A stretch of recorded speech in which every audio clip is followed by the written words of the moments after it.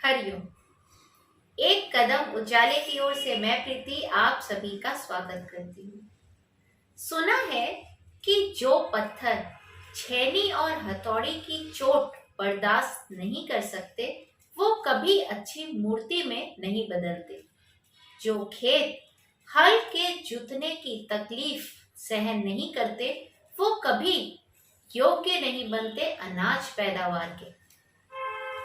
इस कथन में जीवन निर्माण का एक गूढ़ रहस्य छुपा है। वो क्या है? आइए सुनते हैं आज की कहानी में। गांव के गवर्नमेंट स्कूल के बच्चों में आज अजीब सा उत्साह था। वो सब पिकनिक पे जा रहे थे। इस बार उन्हें पास ही के वाइल्ड लाइफ नेशनल पार्क ले जाया जा रहा था। सभी बच्चे निश्चित तिथि पे निश्चित समय पर ढेर सारी खाने की सामग्री, खेल कूद के सामान लेकर स्कूल में इकट्ठा हो गए। बस सुबह सवेरे ही रवाना हुई। 2 3 घंटे में वो नेशनल पार्क पहुंच गए। वहां पर उन्हें एक बड़े से कैंटर में ले जाया जा रहा था, जंगल के भीतर। उनके साथ एक गाइड भी था और उनके स्कूल के टीचर भी थे। स्कूल के टीचर रास्ते में उन्हें जंगल, वन जीवों के बारे में समझाते जा रहे थे। गाइड भी कुछ कुछ समझा रहा था। गाड़ी धीरे धीरे आगे बढ़ रही थी। इतने में गाइड ने सबको शांत रहने का इशारा किया। श्श्श, देखो देखो, शांत रहो, देखो वहां क्या हो रहा है। ये एक बड़ा ही दुर्लभ दृश्य है। एक मादा जिराफ बच्चे को जन्म देने जा रही है। सब लोग देखो। सारे बच्चे और मास्टर जी बड़े उत्साह से उसी ओर देखने लगे। मादा जिराफ बहुत लंबी थी और जो बच्चा जन्म ले रहा था वो लगभग 10 फीट से जमीन पर गिरा। गिरते ही बच्चे ने अपने हाथ पैर सिकोड़ लिए। ऐसा लग रहा था मानो वो अब भी अपनी माँ की कोख में हो। सब बड़े बड़े बच्चे बड़े आश्चर्यचकित होकर देख रहे थे। फिर उन्होंने देखा कि उस मादा जिराफ ने अपना सिर झुकाया और ऐसे नीचे झुका के बच्चे को देखने लगी।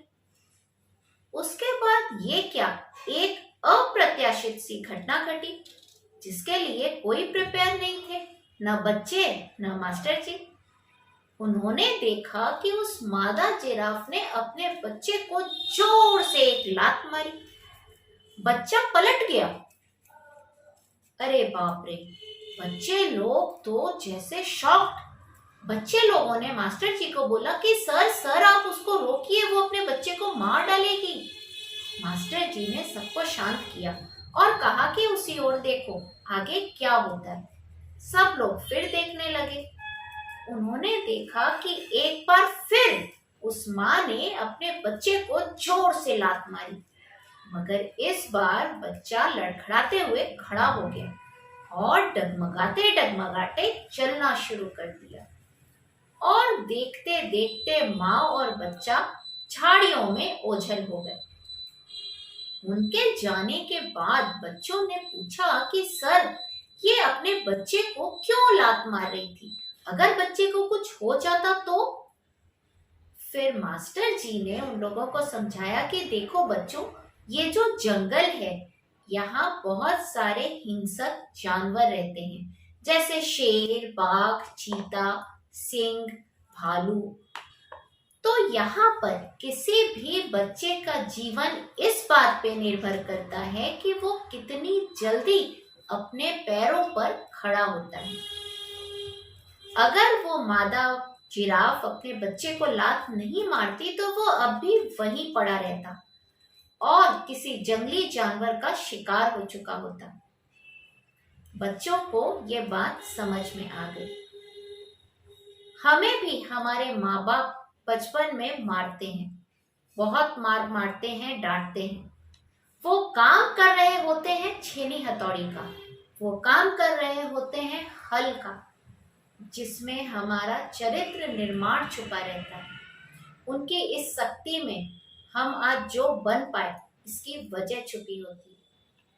बचपन में तो हम इन चोटों को, इन मारों को इतना दिल पे नहीं लेते, थोड़े दुखी होते हैं, कुछ देर मुंह भी फुला लेते हैं, मगर फिर अपने माँ बाप से, अपने अभिभावकों से जाके चिपक जाते हैं। लेकिन जब हम बड़े हो जाते हैं तो क्या हम तब गलतियां करना छोड़ देते हैं?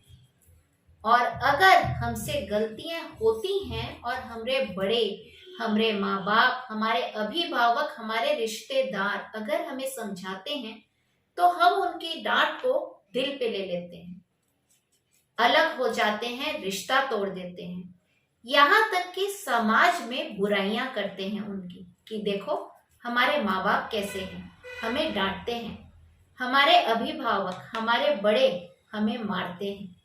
हम ये नहीं समझते कि वो क्यों ऐसा कर रहे हैं।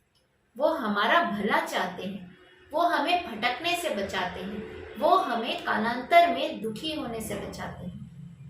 बात सिर्फ मार की नहीं है, बात उसके पीछे की भावना की है, जिसका हम बड़ों को समझदारी से महत्व देना चाहिए। ये नहीं कि माँ बाप से अलग हो गए, अभिभावकों को दूर कर दिया, रिश्तेदारों से संबंध तोड़ लिया, बातचीत बंद कर दी।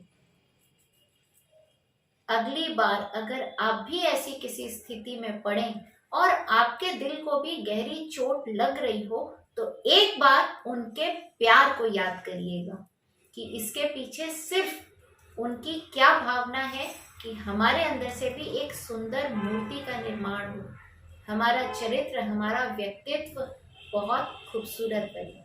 बस यही मंशा है उनकी।